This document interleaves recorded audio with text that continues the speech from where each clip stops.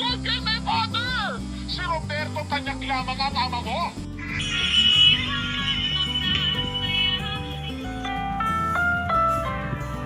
Ang programang ito ay rated SPG. Striktong patnubay ang gabay ng magulang ang Nalaman na ni Don Pepe ang totoo kung sino ang tunay na ama ni Zoe. Alamin natin ang mga kaganapan. Welcome back sa aking channel, Abot Kamay na Pangarap. Sa warehouse, nung tumawag si Zoe kay Doc Carlos, nasabi niyang kailangan niya ng tulong at natawag niya itong dad.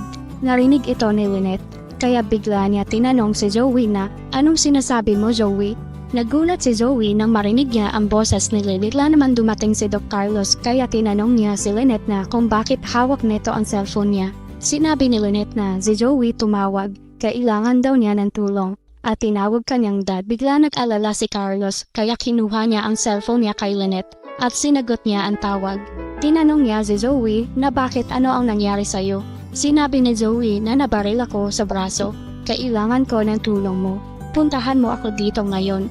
Isisend ko sa'yo ang address. Mamadali si Carlos. Binaba niya ang tawag at maya-maya sinabi niya kay Lynette na wrong number daw si Zoe. Akala daw niya ay ako si Robert ang natawagan niya at kailangan daw niya ngayon ng tulong. Bigla naman nag-alala si Lynette kaya sinabihan niya si Carlos na sige puntahan mo na siya. Baka kailanganin niya na ng tulong ngayon. Pero Carlos, mag-iingat ka at tawagan mo ako kapag nagkita na kayo ni Zoe. Napao naman si Carlos at nagmadaling umalis para puntahan si Zoe. Sa sobrang pag-aalala niya kay Zoe, naiwan si Lynette na nag-iisip. Malaking palaisipan sa kanya kung ano ang nangyayari kay Zoe at kung bakit neto tinawag na dad si Carlos. Kahit sinabi ni Carlos sa kanya na wrong dial lang daw ito. Samantala sa Apex Hospital, nagpaiwan si Annalyn para bantayan si Giselle. Habang nasa kwarto si Giselle at Annalyn, nagkwento si Giselle kay Annalyn tungkol sa anak niya na kung buhay pa daw sana ngayon ang anak niya ay sana ay nakakasama niya ngayon at hindi siya nag-iisa sa hospital. Umiiyak si Giselle. Tahimik lang na nakikinig si Annalyn at maya-maya nagtanong siya kay Giselle. Sinabihan niya si Giselle na wag sana neto masamain ang itatanong niya na kung ano daw ang nangyari doon sa tatay ng anak neto at asaan na daw ito ngayon. Nagulat si Giselle sa tanong ni Annalyn.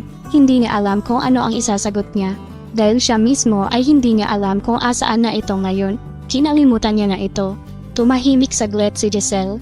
Maya-maya nagsalita si Annalyn na, "Pasensya na Tita Giselle. Kung ayaw niyo po sagutin, okay lang po. Huwag niyo na pong sagutin. Alam ko naman po na privacy niyo na po yun." Ngumiti si Annalyn. Samantala sa warehouse nakarating na si Doc Carlos.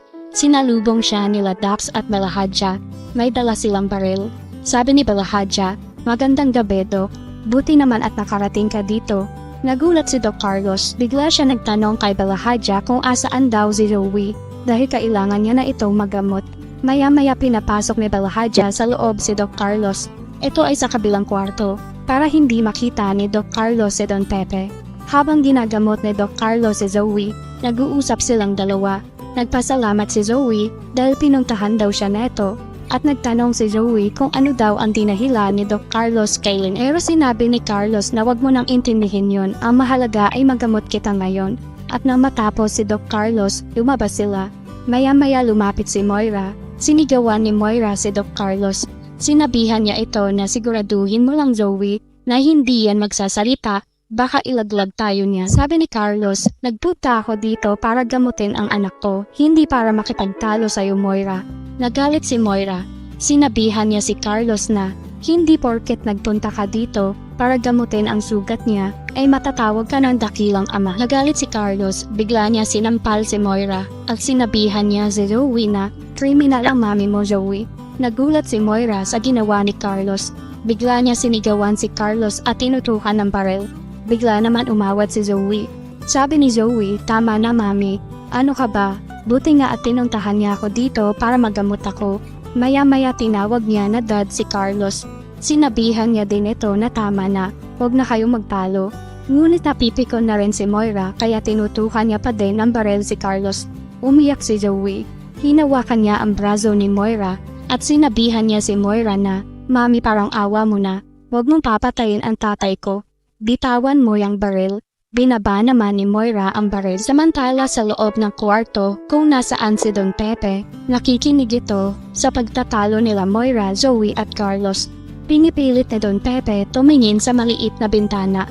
Hindi niya makita kung sinong lalaki ang nasa labas, kung sino ang tatay na tinatawag ni Zoe hanggang sa narinig ni Don Pepe ang sinasabi ni Moira kay Zoe na wag mo siyang matawag-tawag na tatay dahil si Roberto Tanyag pa rin ang tatay mo. Kaya hindi mo siya dapat tawaging tatay, Zoe. Nagagalit na si Zoe. Sinigawan niya si Moira na kay Doc Carlos pa rin ako nang galing. Tatay ko pa rin siya. Dahil kahit anong gawin mo, dugo niya ang nanlalatay sa katawan ko. Kaya wag mo siyang papatayin dahil siya na lang ang buhay ko. Siya na lang ang nahihingian ko ng tulong sa lahat ng problema ko, Mami. Sobrang pagod na ako. Hindi ko na alam ang gagawin ko. Kung ikaw kaya mo mawala ang lahat, pues ako hindi ko kayang mawala ang mga importanteng tao sa buhay ko. Naiintindihan mo ba yun? Kaya wag mo siyang idadamay sa ganito. Natahimik si Moira samantala si Don Pepe gulat na gulat sa narinig at nalaman niya na si Doc Carlos ang tunay na ama ni Zoe. Malaking palaisipan ito kay Don Pepe na kung paano nangyari yun. Iniisip ni Don Pepe na kaya pala minadali ni Doc Carlos ang pagpapakasal kay Lynette dahil sa sekreto nila. Nanggigigil si Don Pepe sa galit. Sabi ni Don Pepe, sobrang sama nila. Pinaglaruan nila si Ubeng. Niloko nila ang anak niyang. Iisip si Don Pepe kung paano siya makakatakas. Kailangan sa lalong madaling panahon makatakas siya para masabi niya lahat kay Robert ang totoo bago siya mawala sa mundong ibabaw. Madami-dami pa tayo aabangan, kaya huwag kalimutan mag-subscribe sa aking channel